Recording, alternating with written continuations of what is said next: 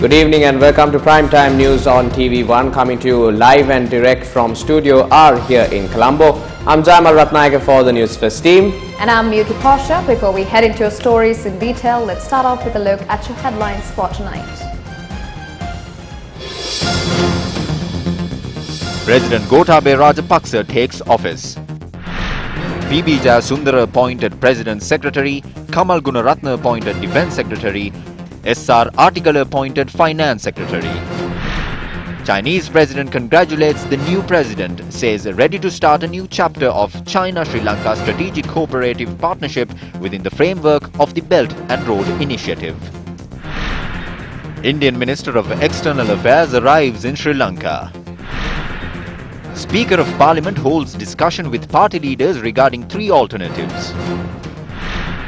Young UNP parliamentarians inform leadership that elections should not be held before the proper time, asks to resign from the government. Newly elected President of the Democratic Socialist Republic of Sri Lanka, Gotabaya Rajapaksa, assumed his duties this morning.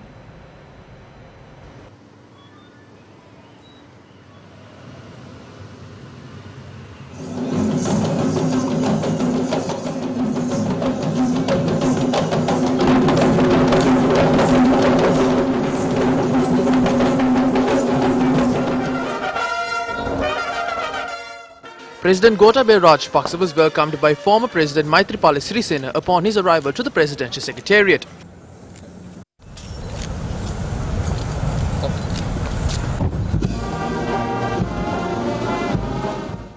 A gun salute was presented by the 3 armed forces upon the arrival of President Gotabaya Rajapaksa.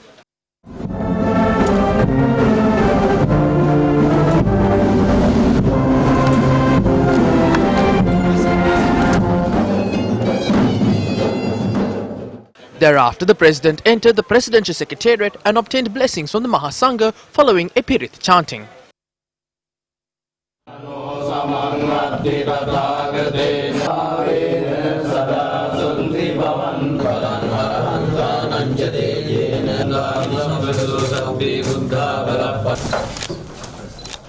Gotabaya Rajapaksa assumed his duties as the 7th Executive President of the Democratic Socialist Republic of Sri Lanka at the auspicious time 10:51 am.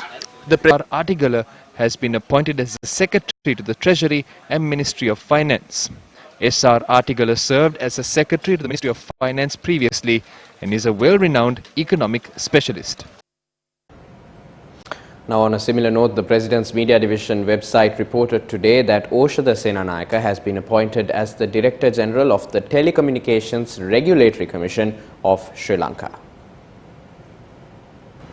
While congratulating President Gotabaya Rajapaksa on his assumption of duties, Chinese President Xi Jinping says he is ready to start a new chapter of China-Sri Lanka Strategic Cooperative Partnership and bring more tangible benefits to the people of both countries within the framework of the Belt and Road Initiative.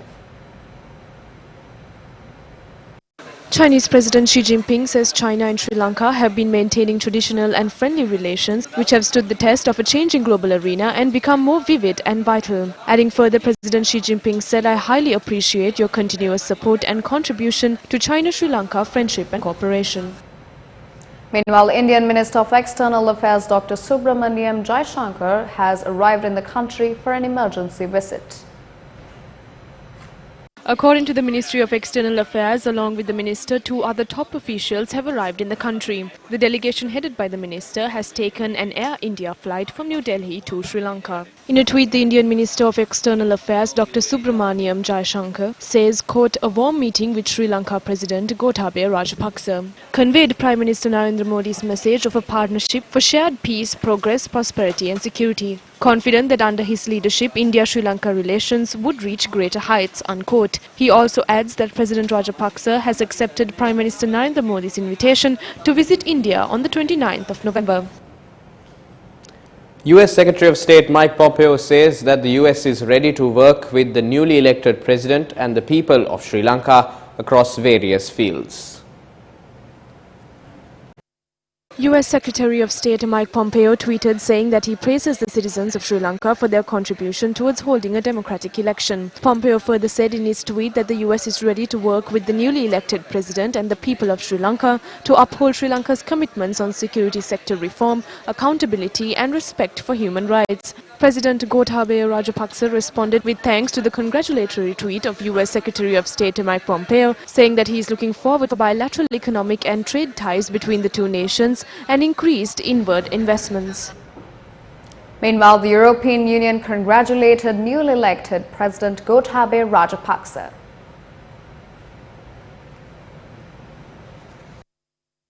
The European Union in Sri Lanka in a tweet congratulated Gotabaya Rajapaksa and said it looks forward to working with him to uphold Sri Lanka's commitments to implement international conventions on fundamental rights and to continue efforts aimed at improving governance, human rights and reconciliation. Replying to the tweet, President Gotabaya Rajapaksa said he looks forward to fostering warm and mutual beneficial relations with the Union. He added, with the democratic mandate given, we will create an environment of confidence, certainty and predictability for economic investment and trade to be enhanced in Sri Lanka. Now the following views were expressed by the Askeri chapter of the Siam sect. What we should specially mention at this juncture is that we should support the newly elected president and the current government to fulfill the vision and the expectations of the nation. Furthermore, I stress that the current Prime Minister and the ministers should step down and allow the government in power to fulfill their duties.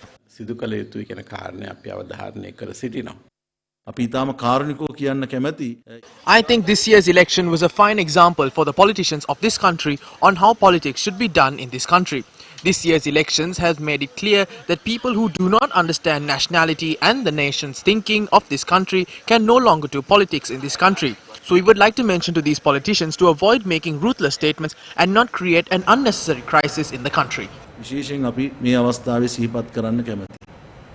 The court case filed against former Minister Basil Rajapaksa at the Gampaha High Court was postponed until the 20th of March 2020. The case was filed by the Attorney General under the Money Laundering Act for misusing state funds by allegedly purchasing a 16-acre plot of land in Malvana in Dompe, constructing a mansion and a swimming pool and functioning a farm. Mudita Jayakodi, an architect and a witness in the case, was not present before court today. His lawyer informed the High Court that the client is unwell. The Deputy Solicitor General Tusit Mudalige thereby requested that the case be postponed since the witness was not present. The High Court judge, taking into consideration the above, requested the case be adjourned till the 20th of March next year.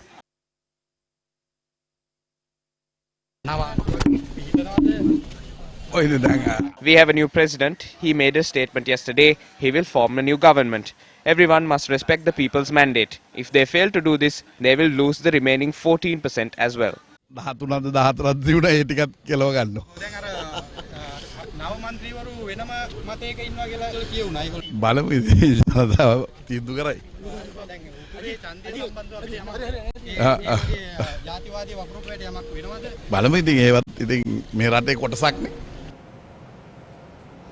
Meanwhile, Prime Minister Ranil Wickremesinghe in a tweet this evening congratulated the newly elected 7th Executive President of Sri Lanka, Gotabaya Rajapaksa. The Prime Minister added, and I quote, "We value democracy and look forward to discussing the next parliamentary election with the Speaker of the House and party leaders, as well as the ruling party parliamentarians," unquote.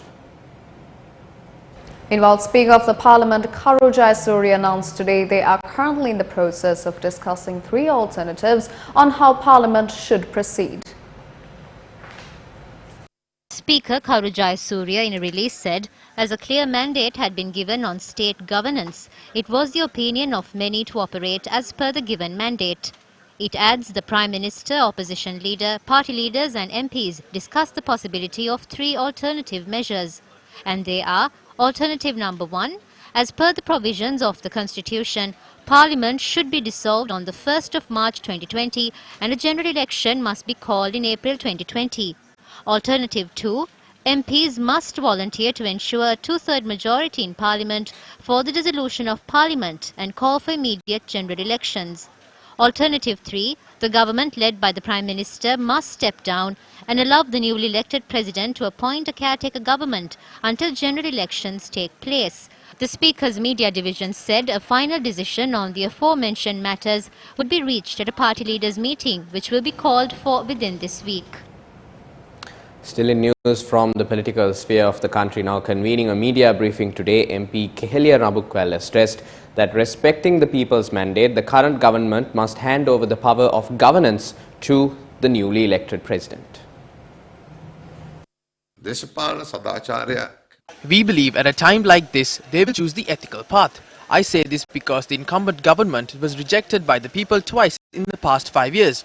First during the provincial council elections and then the recent presidential election. And therefore at the time we speak of political ethics, we believe the government would follow the moral path of the late D.S. Senanayake and respect the mandate of the people.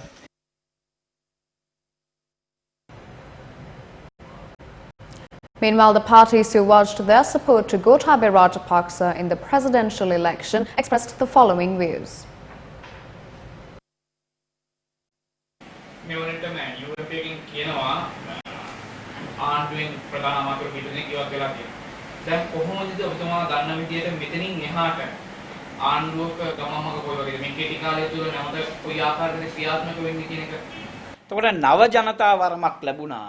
When you have the people's mandate, it is very clear that the President and the Prime Minister have the ability to appoint a cabinet under that mandate. Therefore, we believe that President Gotabaya Rajapaksa has the ability to take the necessary steps. We think it is ethical to bow down to the mandate of the people and bow down before defeat. Ranil Wickremesinghe spoke about the Dasa Raja Dharma and various other things, but why can't he adhere to the mandate of the people?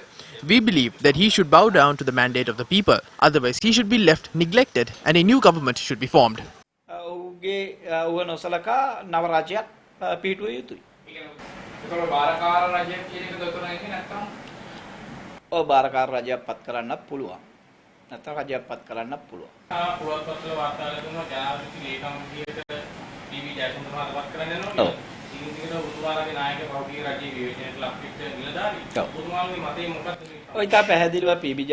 To be very clear, we do not criticize the intellect of P.B. Jayasundara. We criticize some factors that arose in line with the economy during our last regime. So this appointment will not be a problem. If those factors rise again, we will not be reluctant to express our views.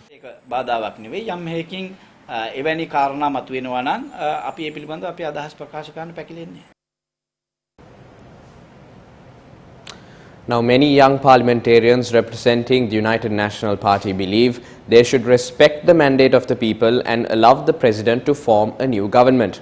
However, they do not agree with holding a general election prior to the end of the tenure of the current parliament. I can say that obtaining cabinet approval for the MCC agreement at the wrong time to some extent contributed to our defeat. The fact that Sajith Premadasa did not have sufficient funds was another main reason. During his 25 years in politics, Sajith Premadasa did not earn or loot even a cent. He never created any business class targeting the election. We have a question as to who coordinated and managed the funds that the party received and whether these funds were collected in the proper manner and used for campaigning activities. Why should we continue as a government falsely claiming we have two-thirds majority? Why should we continue without the powers of a president? We have no intentions to obstruct Gotabaya Rajapaksa's government during those 3 months. What we should do now is, without further delay, we must all resign from the government and hand over this government to Gotabaya Rajapaksa and his team. Some of us want to dissolve parliament before the end of the 4 months. We are at a disadvantage if we dissolve parliament and hold parliamentary elections ahead of time. The people have the opportunity to see whether promises were fulfilled. Minister Vajira Abeyewardene with great enthusiasm said we must support them to hold a parliamentary election. This is their agreement. Vajira Abeyewardene during his political career mostly engaged in corrupt deals while he served in the opposition. Those involved in such political deals together with the Prime Minister are supporting the Rajapaksas to succeed this 3-month hurdle. They now try to blame Sajith Premadasa for their party's defeat and escape this matter. The few people who worked towards the defeat of Sajith Premadasa are now trying to support the Rajapaksas to win the parliamentary election and serve as the leader of the opposition and General Secretary and take power in 2025. මහලේකම් තරතුරු දරමින් අනෙකුත් තරතුරු දරමින් තව කාලයක් ඉඳලා 25 දී බලයට ගන්න. ඊයේ පාර්ලිමේන්තුවේ තිබ්බ කණ්ඩායම් දැස්වීමේදී ඔබතුමන්ලගේ අදහස කිව්වේ නැද්ද නායකතුමා? අපේ අදහස. We expressed our view. We said we must hand over this government. However, the Prime Minister said we must discuss this matter today. Ranil Wickremesinghe has no reason to discuss with Gotabaya Rajapaksa as to whether we remain in the government or not. The Prime Minister ideally should discuss this matter with us. ඒක අපිත් එක්ක කතා කරන්න. සජිත් ප්‍රේමදාස මහතා ඉදිරියේදී දේශපාලන සමුගනීද? මන් දන්නේ නැහැ. I do not know. I think he is disappointed. He does not crave for power. That is why he said if the people of this country did not give him power while he is strong, he would think twice about it. හිතන්න වෙනවා කියලා. කතාවක් තියෙනවා පක්ෂේ නායකත්වය කරු ජයසූරිය කතානායකතුමාලා දෙනවා කියලා. ඒක නම් මන් දන්නේ නැහැ. I am not aware of that. But with his age, you must think about his ability to take over the party. UMP parliamentarian SM Marikar expressed the following views to the media today. In this election, people have defeated us and chosen a new leadership. Therefore, we don't have any right to remain in power. So I personally believe that we should resign and let the new president elect his own cabinet. According to the constitution, the parliament cannot be dissolved until the 1st of March next year. Till then, we should work according to the constitution and we should let the president fulfill the promises he made to the people while we play a role of the opposition.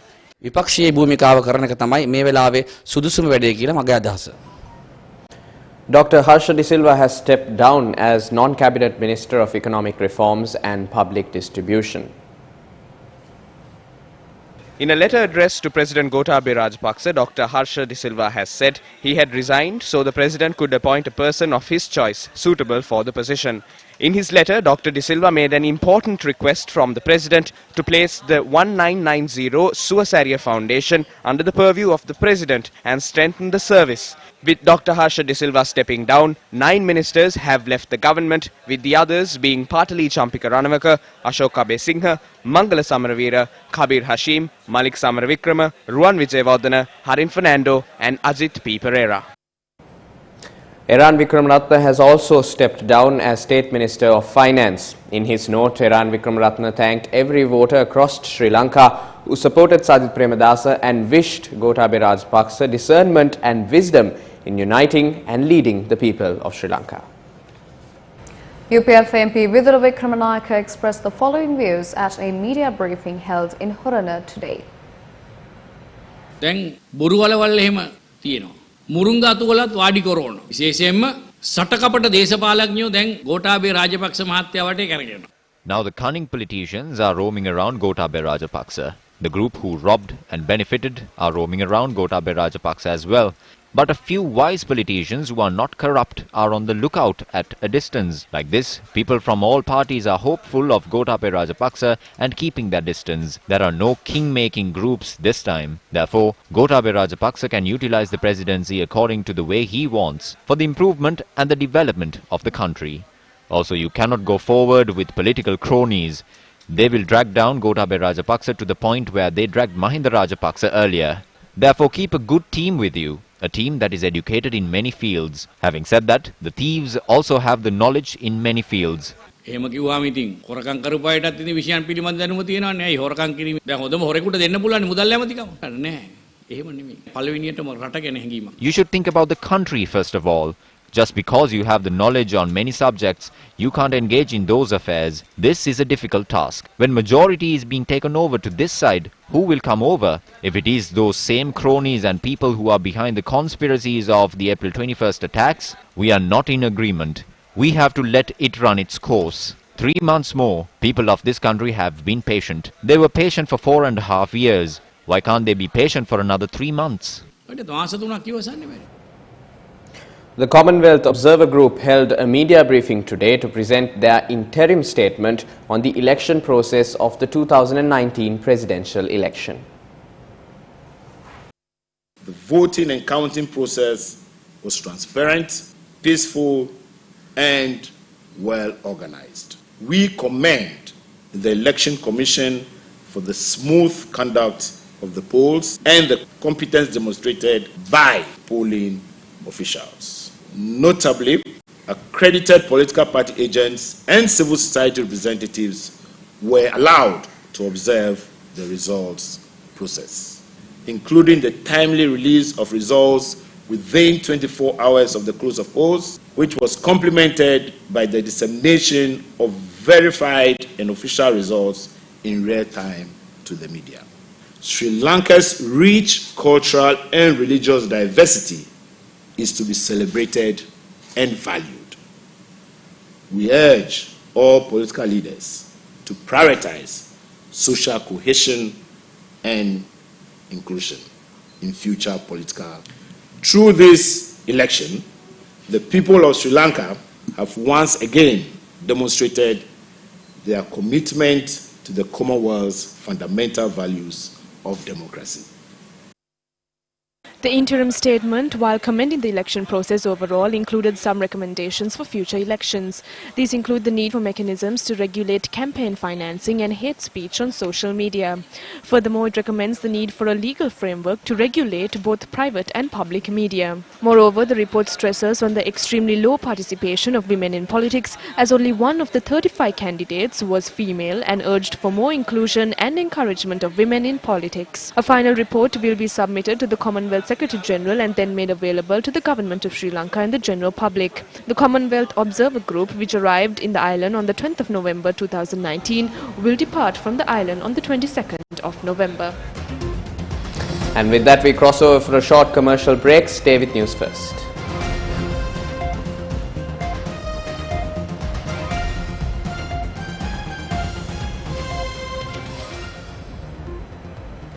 You're ready.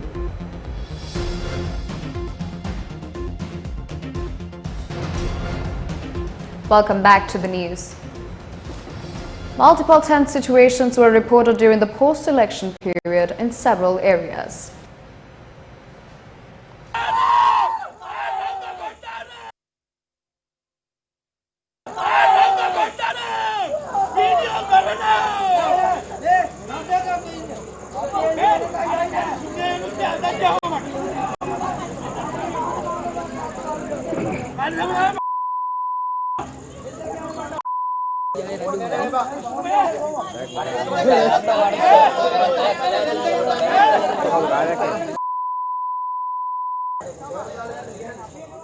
An uneasy situation was reported opposite the Pallama police in Anamadua last evening over the failure to arrest several suspects connected to an assault.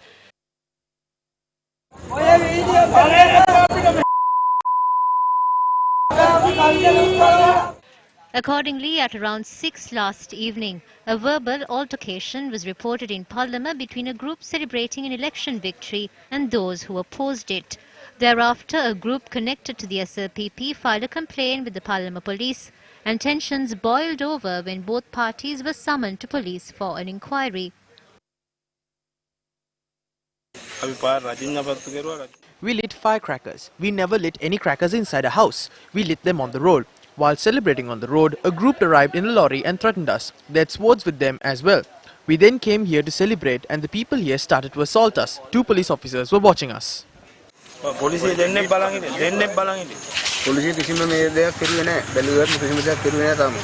As supporters of both factions behaved in an unruly manner, the riot police and the police special task force were deployed to maintain order.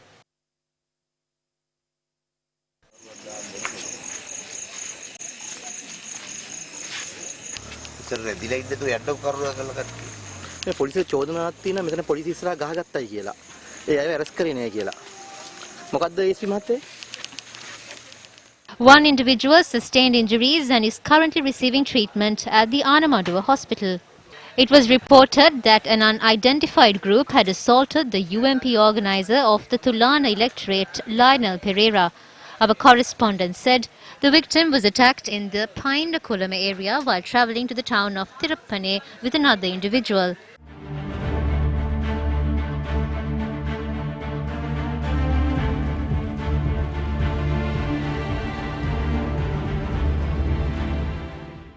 The 2 victims who sustained injuries have been admitted to the Anuradhapura Teaching Hospital.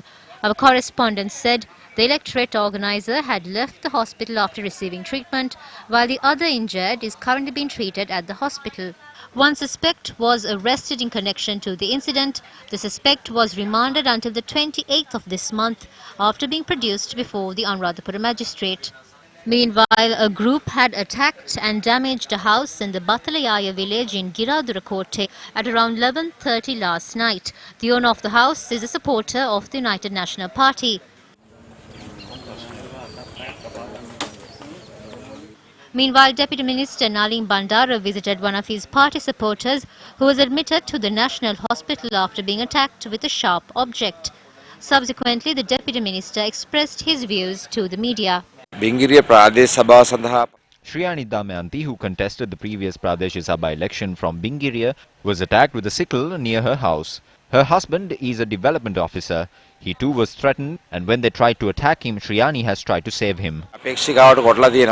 When we inquired in this regard from the police media spokesperson's office, they said the Bingiriya police had not received any complaints regarding this incident. However, the hospital police had reported this matter to the Bingiriya police. The police media spokesperson's office said, based on the available information, they have launched an investigation into the incident. IGP Pujit Jayasundara, who was sent on compulsory leave, and former Defence Secretary Hemasiri Fernando were further remanded until the 3rd of December by Colombo Additional Magistrate Priyantha Liyanage. They were arrested for neglecting their duties by failing to prevent the April 21st terror attacks. Presenting facts to court, the Criminal Investigations Department said a telecommunications analysis carried out proved the two suspects did not maintain any contact over the phone with the other suspects connected to the April 21st attacks. The CID further said there is no information to prove accounts were maintained at any state or private bank under the name of Hemasiri Fernando, the first suspect in the case. The CID informed court accounts were manipulated at 5 separate banking institutions under the name of Pujit Jayasundara, the second suspect in the case. Court ordered CID to inform court of the progress of the investigations. Former Prime Minister D.M. Jayaratne has passed away at the age of 88.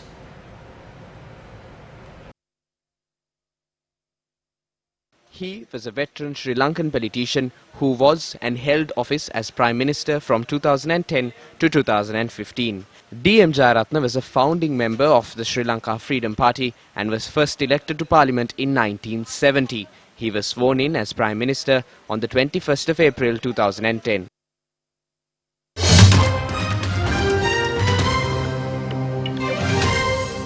We now take a look at the international roundup for today.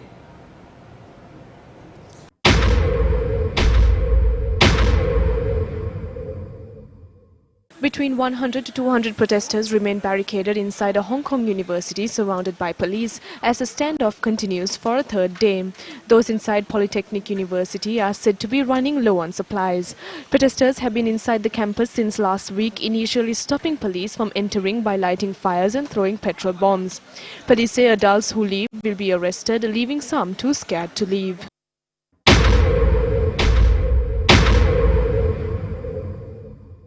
Strong winds are fanning more than 100 fires on Australia's east coast as Sydney is smothered by hazardous smoke, and authorities warn of worsening air quality in the country's most populous city. Wildfires have claimed at least 4 lives so far in November and torched around 2.5 million acres of farmland and bush in Australia, destroying more than 300 homes. Officials said that the air quality above parts of Sydney was measured at 10 times hazardous levels and advised people to stay indoors as much as possible as smoke lingers in the coming days.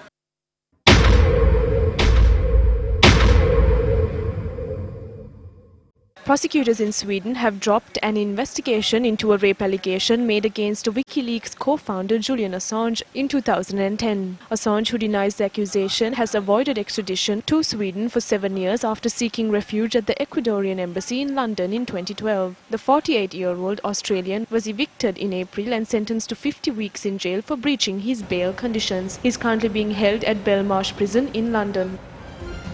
And with that, it's a wrap of primetime news here on TV1. For the Newsfirst team, I'm Yuki Pasha. And I'm Jayamal Ratnayaka. Take care and good night.